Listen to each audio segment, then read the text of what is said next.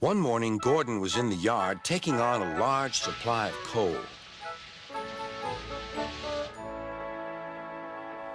That's the third load of coal you've had today, Gordon, said James. Some might say you're being rather greedy.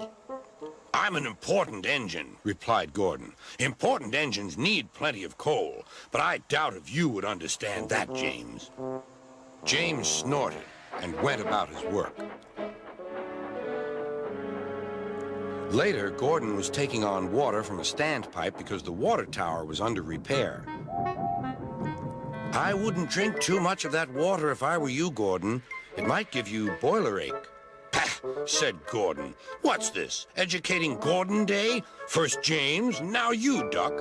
Big engines have big needs. Little engines are just annoying. Don't say I didn't warn you, laughed Duck.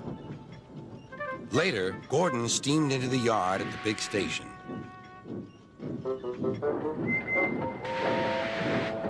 That's what I need, exclaimed Gordon. There, emerging out of the sheds, were two shiny tenders.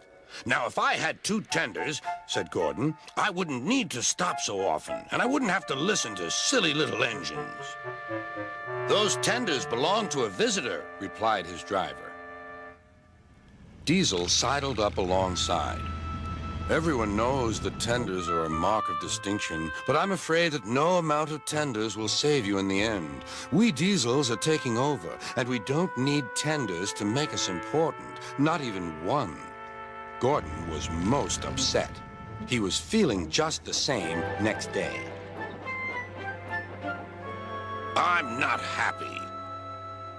I know, said Duck. It's boiler ache. It's not boiler ache, protested Gordon. It's... Of course it is, interrupted Henry. That water's bad. Have a good washout. Then you'll feel a different engine. Your boiler must be full of sludge. Don't be vulgar, huffed Gordon. He backed down onto his train, hissing mournfully. Cheer up, Gordon, said Sir Topham Hatt. I can't, sir. Is it true what Diesel says, sir? What does he say? That Diesels are taking over. Don't worry, Gordon. That will never happen on my railway. One more thing, sir. Why did the visitor have two tenders? Because he lives on a railway with long distances between coaling depots. Gordon felt better. But Henry started complaining. He banged some cars angrily.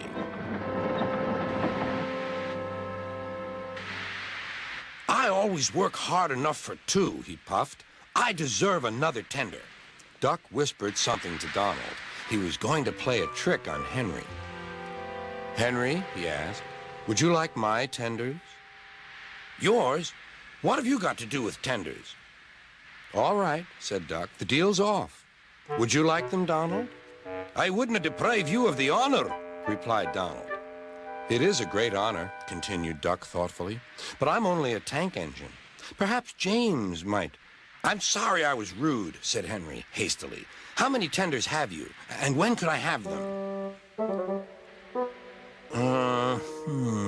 I have 6, and you can have them this evening. 6 lovely tenders, chortled Henry. What a splendid sight I'll be. Henry was excited all day. Do you think it will be all right? He asked for the umpteenth time. Of course, said Duck. They're all ready now. The other engines waited where they could each get a good view. But Henry wasn't a splendid sight at all. His 6 tenders were very old, dirty, and filled with boiler sludge. Had a good washout, Henry, called a voice. That's right. You'll feel a different engine now. Henry was not sure, but he thought the voice belonged to Gordon.